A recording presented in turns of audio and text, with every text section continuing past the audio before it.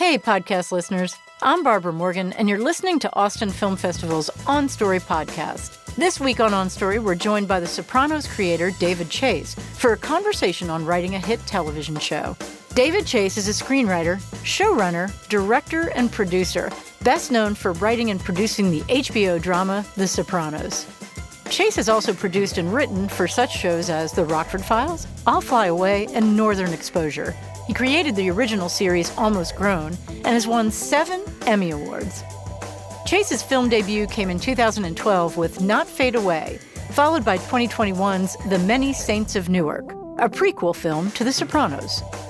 The Sopranos ran for 6 seasons, from 1999 to 2007, and is widely regarded as one of the greatest television shows of all time. It's the first cable show to ever be nominated for and win the Best Drama Series Emmy, and it helped put HBO on the map and ushered it into what some regard as the platinum age of television, which featured a slew of new shows and showrunners that could hold their own against the big screen. Moderator Barry Josephson spoke with Chase about his work on the show at the Austin Film Festival. Clips of The Sopranos, courtesy of Home Box Office Television. We're honored today to have David Chase with us. One great tie-in to the festival is that David was the first writer honored as the outstanding writer for television in the year 2000. For a generation, watching cable television sort of began with appointment television with The Sopranos. And I wondered if everybody who comes to the festival and the writers who come are always curious about everybody's humble beginnings. Can you tell us a little bit about your inspiration, your desire to write, and what those first experiences were? My beginnings were humble. My first inspiration to write, I worked at a summer camp as a dishwasher, and I came back and I thought I would make sort of like an on-the-road kind of novel about that. And I started writing and I had no idea what writing was about, so I got to page 3 and stopped. And I didn't know where it was going or what it was about or anything. And I did creative writing classes in school, but not with any great direction in mind. Mm-hmm. And I didn't really get into writing per se until I was done with film school. Mm-hmm. And did writing come from, frustration with getting a film made or getting into the business, or, sometimes in film school, it's hard to, get that first film going. You pretty much have to do everything yourself. And well, I went to Stanford University in the MA program, and I made a student film there, which actually got into like a short film. There were like short film circuits at that time. Right. Student films and short film, 16 millimeter. And I got the film cost. I remember my father-in-law lent me the money. The film cost $1,200, and I got 6 back from this circuit. Which I thought, which I guess Hollywood apparently thinks it is a good. But the reason I went to writing was because I knew that film, the production values aren't that great and everything, and you can't use it for anything except to earn $600 in some Reno, Nevada film circuit. And, right.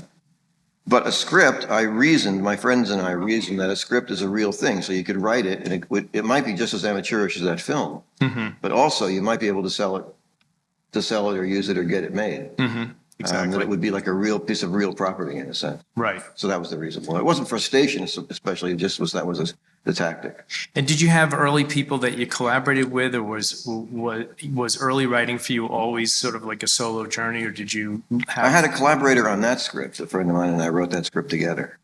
Now, when you were at that point where your sort of wife was definitely helping you out and you're getting by, even though the guild is letting you down, and did you always want to stick with it, or did you? No, I was ready to give up. I had gone on strike, and I met this guy on the picket line, and we had a good time on the picket line, fooling around and everything. And then when the strike was over, he got his first producer job. He was hired to be the producer of the back nine of a show called The Magician with Bill Bixby. Oh, sure. And was he able to bring you onto that? And so he brought me onto that as a staff writer. Oh, fantastic. And so I was inside the studio gate, and then from that point on, I never stopped working. And then jumping to Cannell, what were the lessons, that he gave you? Because he obviously was such a master at the time, and Rockford was such a unique show. He used to say all the time, "What are the heavies doing?" And what that meant was, at that time, people made the mistake of when they're trying to plot out the story, they'd say, Rockford wakes up as a bullet comes through the window of the trailer. Rockford goes outside and he sees the car speeding away. Rockford jumps in his car and he goes after it. Later that day, Rockford is at the bank and he thinks he sees the same car. On and on and on and on. And Cannell was the one who taught me to say, even though the writer of that screenplay probably knew who the heavies were, he wouldn't go over there and see them in action. But by saying that, what are the heavies doing? You would cut to the heavy. And that did a couple of things. It relieved the boredom of the initial story. And it also showed you these other people, other characters, and these two stories coming together like that. Rockford on his investigation and the heavies on their plan. And it went like that. Sounds pretty simple. Right. But it wasn't. I mean, for me, that was a revelation. What do you think was sort of like the endearing part of that character? Was it how Garner played it? Was it that Cannell and you understood how to write for him too? Was there any bit of thought about that I think too? it was a couple of things. I mean, there was, Did it feel like a wasn't family? only me, it wasn't only Stephen, it was a woman named Juanita Bartlett. And it all started with Garner. I mean, the guy is just tremendously magnetic and feels like you might know him, as good looking as he was. He had a down home quality. And the other thing about it was that based on his own life, Stephen had a very demanding, kind of critical father who was very successful. And I think he wanted to come up with a different kind of father for Rockford, which he did. And that was the father, the character of Rocky, who was not particularly successful, and but just a really sweet guy and really easygoing. And I think that was the key to it. I think that relationship, I think, was the backbone of the show, really. So it really did feel like a family, like an odd family. It did. It was his instinct to stay with the characters and the criminals and so on that, that was more colorful, or do you think? I mean, Stephen was here's what he did, which no one else was doing, was he talked about the money. Right. Rockford made $200 a day plus expenses. That's He didn't right. do things for nothing. Right. He didn't do things because somebody was blind. He didn't do things for any. Not a big pro bono guy. No pro bono, no dog run over by the car, nothing like that. No missing babies on the doorstep. They used to try to get us to do that kind of stuff, but he never would. It was $200. He always did the right thing, obviously. And Right. He was a moral person. Yeah. But we didn't get him into things because he knew the priest where the little crucifix was missing from or something like that. Going to jump way forward now to The Sopranos and to family. I was thinking that, obviously what you mentioned about, Cannell and his father and so on. Can you tell everybody gathered about this sort of like your inception, your thought, what was the first thought for Sopranos? Was it Tony's character? Was it going to be a movie in your mind? Was it always a series?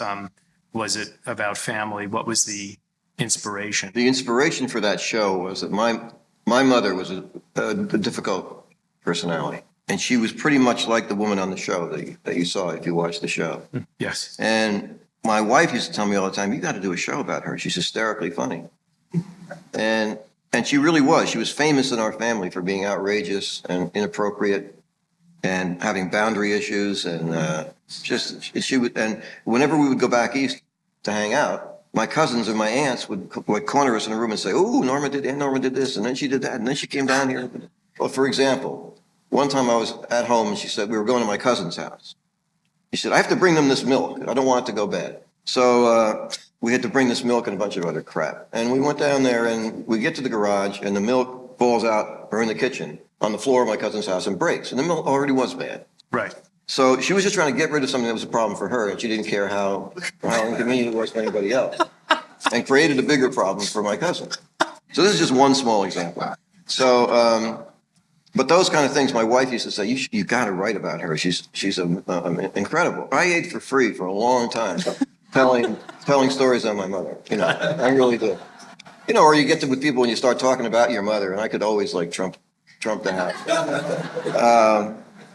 So I knew she was right, but I couldn't figure out how I would do that. And then I was working on a show that I created, a show called Almost Grown, and I was telling people about her. And somebody on that show said, you should write a thing about a TV producer and his mother. And I thought to myself, well, who would be interested in that? And a TV producer that's not a very sympathetic character. Right. Yeah, I remember my mother, when I first directed a show, I directed Alfred Hitchcock Presents. Right. And I called her up and I said, well, I directed my first episode. She said, did they accept it? That's great. We had the same mothers. Oh my God. There's a lot of them out there. That's why that character was so popular. Yeah, absolutely. And you cast it brilliantly. What does he need a psychiatrist for? Is it okay if I take that pear, Grandma? He goes to talk about his mother. That's what he's doing. He talks about me, he complains. She didn't do this, she did that. Yeah. Oh, I gave my life to my children on a silver platter. And this is how he repays me.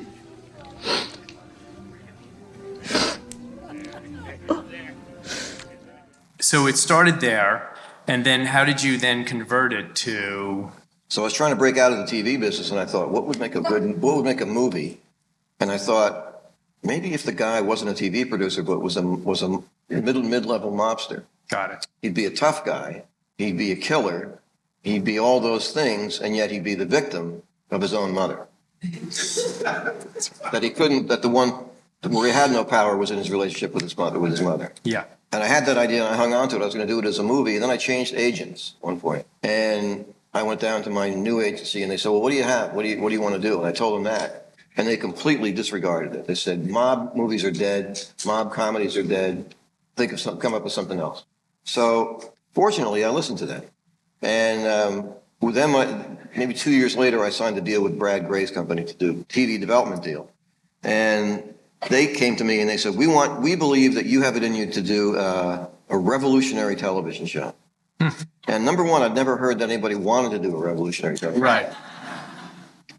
So they said to me, we believe you have it in it to do a historical show. And I thought, in you. And I thought, number one, I didn't want to do a historical. I wanted out of TV. Right. And the reason I was taking those development deal jobs is because it paid a salary while I was writing screenplays on the side. Right.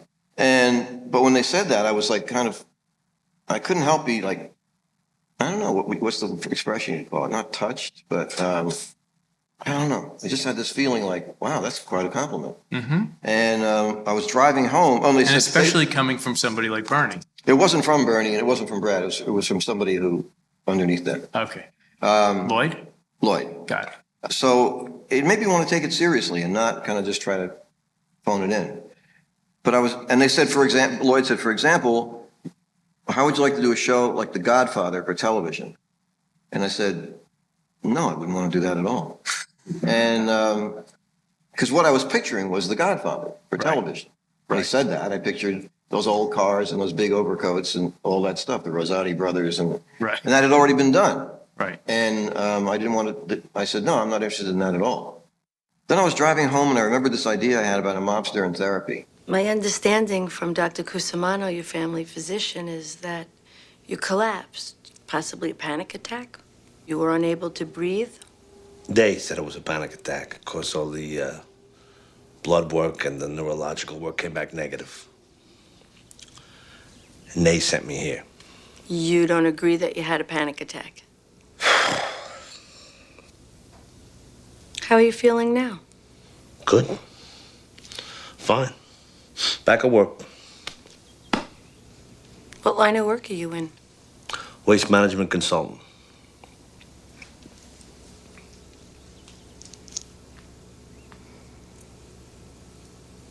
Look, it's impossible for me to talk to a psychiatrist.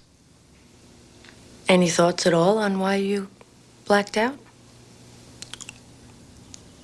I don't know. Stress, maybe. It's amazing to me, too, that in that first season, it's so charged between Tony and his mother. Mm-hmm. And was that a way for you to express yourself a little bit in the sense of like, were you respectful of your own mother? Like when these crazy things were said and done, did you just laugh and so on? But with Tony, it's more of like, sort of like, I'm going to tell her. It wasn't, while these things were happening to me, right, they were never funny. Got it. Very seldom. But even sometimes, I remember one time my mother was making some veal cutlets, and she was holding a platter in one hand, and she was to put the veal cutlets in as they come out in this big platter, ceramic platter. And I said something to her, and she started banging on the platter with the with the fork going, I don't know what you're talking about. I don't know. Until the piece of chip fell off the platter and she kept right on going. Until she just had this little one like shard in her hand. So I knew there was stuff to be mined there. But when I was going through it, normally it was very distressing. It was preventing me from doing what I wanted to do. It was, the same old stuff over and over again. So I didn't take it as amusing at the time. Right. I was watching the Actors Studio a while back, and it was, and Gandolfini was on, and he was talking about a first audition where he came in and he read for you, and he thought that maybe he wasn't this character, and he wanted to go away and come back. Do you recall that? And was it, because he loved the material so much, was it his nerves? Did he know? He imagined, he said, that the character was a more charismatic guy. A better looking guy, a leading man guy that he didn't feel he was. Well, then why did he come to the audition? I don't know. I think he liked the script. But how did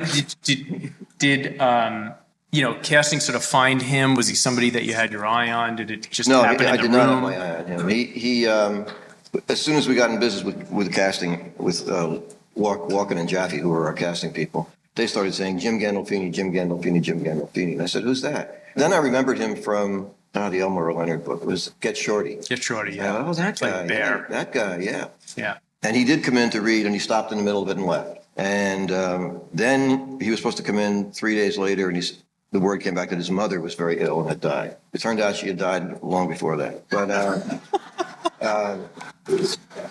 and then finally, there was this dance for a long time. It's funny because he's not self-protective at all as an actor. In other words, by that I mean, he'll do anything. A lot of people will say to you, I won't do that, or I won't take my clothes off in that situation, or oh, no, you're not going to show me masturbating. Are you crazy? Or no, never. He'll go for it. He may not like it, but he'll do it. But he, for some reason, got concerned about when the time comes to actually do it, the first day of shooting for any given season, for example. Wow. His nerves going to get the best of him a little bit. Got it. And so he finally came to my house, and we put him on tape there, and he was great, and that was that.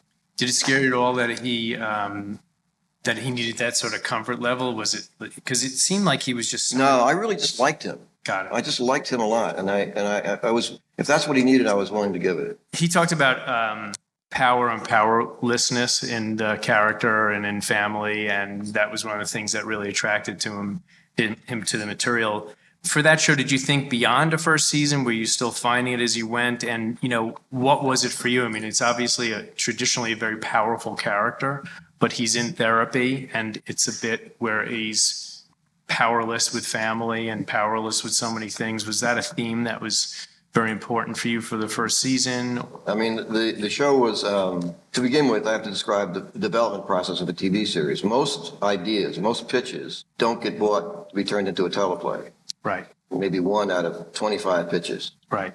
And then the ones that do get written as a teleplay, very, very few of them get made into pilots. Right. So now the thing is even reduced a little bit further. Yeah. Of the pilots that are made, very, very few of them are bought as series. Very, very, Very few stay on. I don't know what the ratio is. I remember reading it one time. Of the ones that get bought for series, the ones that stay on longer than a year, it's like a tiny, numbers wise. Yeah. Tiny percentage. So I'm not trying to be, glib about it. I never thought, I would be stupid to think the show was going to go on. I mean, you should really be realistic and think you're probably not going to have to do more than either do the pilot, which at first I thought, well, they'll make the pilot, then they won't make the show, but they threw me there. Right. And then I thought, well, then when they said we're going to do one season, I thought, well, fine, we'll do one season. And we did the one season. And unlike regular television, we were done with the whole first season before it went on the air. It was in the can and everything. I remember all of us felt this way. And Edie Falco said to me, he said, well, that was fun, but, I guess that's the end of that. Because we all felt we had so much fun making it that somehow or other this would not go. Not stick. So anyway, it was non-traditional. It was really non-traditional, yeah. So we did the first season, and they did not come to me right away, even though it was a big success. They did not come to me and say, we want a second season as soon as possible. They just didn't say anything.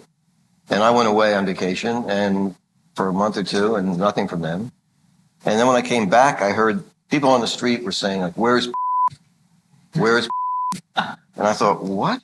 really? And they said, yeah, your show is huge. And people want to know what happened to that character. Where did he go? And I thought, I have no idea. You know, and then they came to me and said, we want to do another season. And we had all those conversations. And so I had to come up with another season, figure out where he was and all that. And they did that every season until the last two. They would keep me until the last minute. They wouldn't tell me I was going back on the air. I don't know what that was. For that show, you went into HBO to pitch what the show No, I would didn't be? go to HBO to pitch. Got I it. went to Fox to pitch. Okay. We sold it originally to Fox Network. And actually, everybody came. Bernie came, heavy guns were brought in. Lloyd. And they, Fox really liked it. I remember that. We walked out of the room where everybody's on cloud nine. And then February or March came around when they pick up the shows, and I wasn't hearing anything about it. And they were so high on it. This is one of our big things, and I wasn't hearing anything. But then I got a phone call from an executive there, and she said, "Listen, this is the time when we're about to make our choices, and I just want you to know before all that happens, that as a human being, I really like your script." And I thought, oh, okay. So I said, well, when are we going to get started? Well, now that. I don't know about that. We have to, number one, figure out our budget. We got to do this. And frankly, we have to figure out, do we want to do a show about a mob family? Now they get the idea. Yeah. And it turns out they didn't. So, which was a blessing in disguise. So then we took it to all the other networks and we got the same runaround there at all those places. They loved the writing, but they were scared of it. And by that time, 2 years went by and we went back to HBO. We went to HBO with the script. They could read the script and tell what they wanted to do. So, and in fact, I believe, they said they told Brad Gray they were interested in the concept. Brad described it, and I said, let me do a rewrite on this thing before they read it. Mm-hmm. Because in the first version, nobody got murdered in the Fox version. No one got killed. And I thought Network. It was partly network. It was also a desire on my part to try to be more realistic. I mean, people don't get murdered every day in organized crime.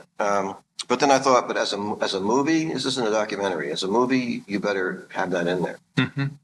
So I rewrote it, and we gave it to HBO, and they said they wanted to do it. Music is such a big influence for you. I mean, the music from the show was just remarkable. I don't think any other show had used music like that. And you were a musician growing up, but you made some really great esoteric choices on, for music for the show. Was it pretty much all you'd look at the scenes and then you would say, this is going to be the score of my show? Yeah, this will be not the score of the show, but this will be the music we use at that point. Right.